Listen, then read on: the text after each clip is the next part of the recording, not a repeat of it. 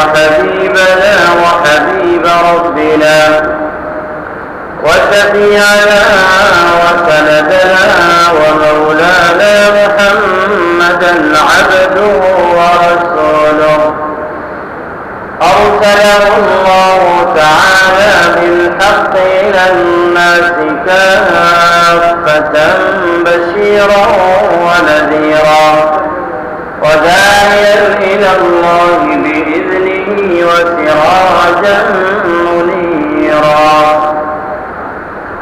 أما بعد فأعوذ بالله من الشيطان الرجيم.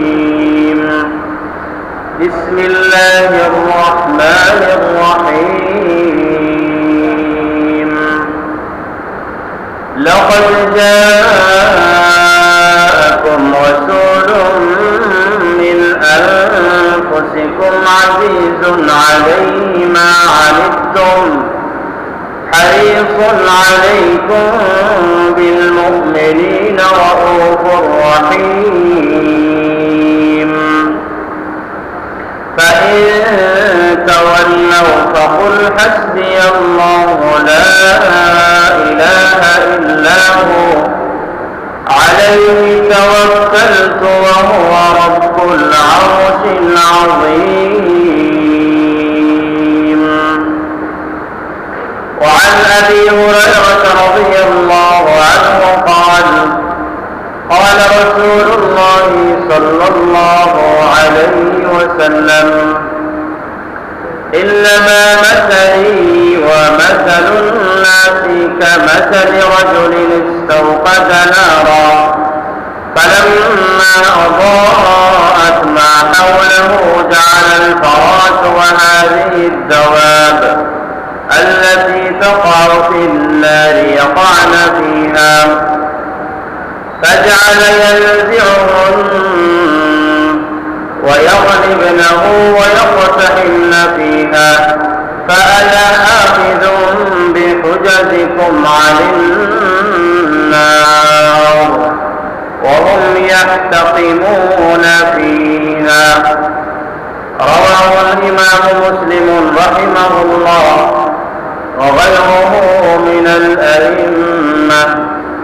يا رب صل على النبي وآله ما فوق نبع بالجداول أوجرا.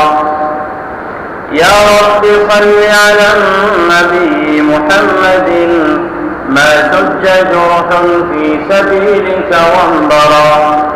صلى عليك الله يا خير الورى تعداد أتباعات الرمال وأكثرا. صلى عليك الله ما غيث هما فوق السهول وبالجبال وبالقرى. صلوا على المختار أحمد إنه أزكى الأنام وخير من وقي السرارا. بارك الله لي ولكم في القرآن العظيم ونفعني وإياكم بالآيات والذكر الحكيم. صلى الله على سيدنا ومولانا محمد وعلى آله وأصحابه وسلم.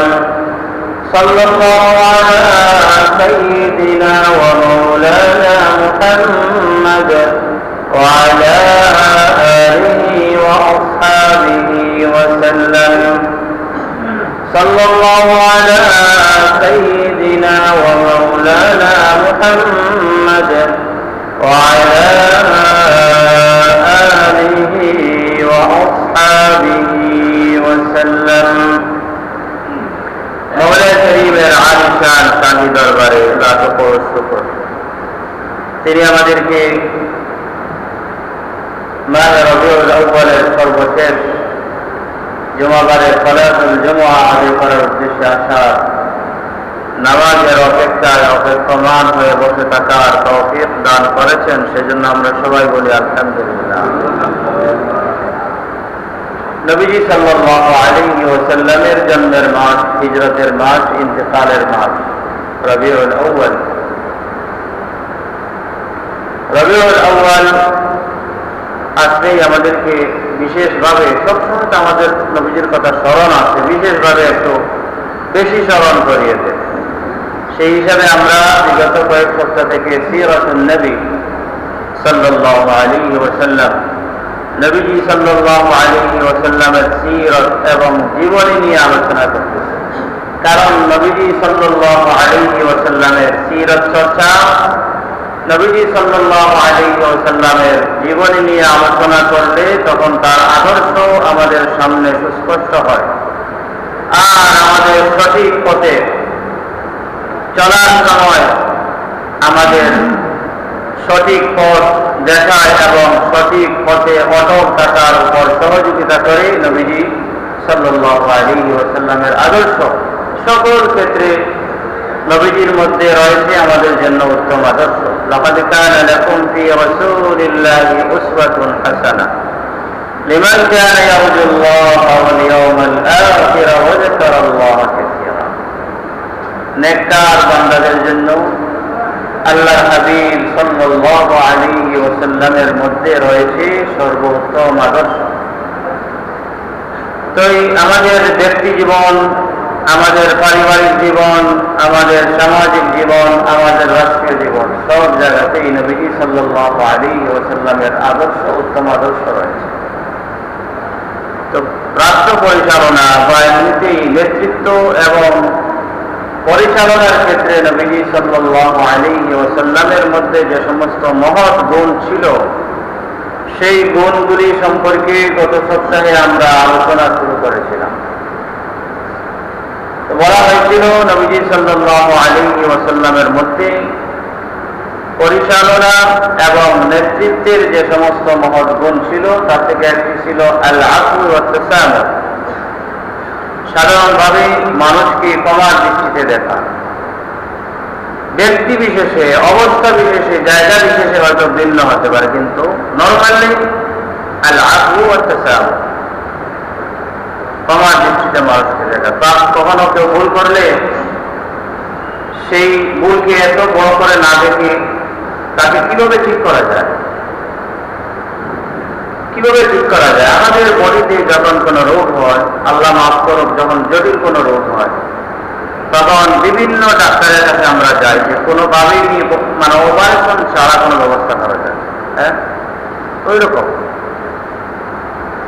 আল আফু ওয়াত তাসামুহ, এই সম্পর্কে আমরা বিস্তারিত আলোচনা করেছিলাম। সালাম।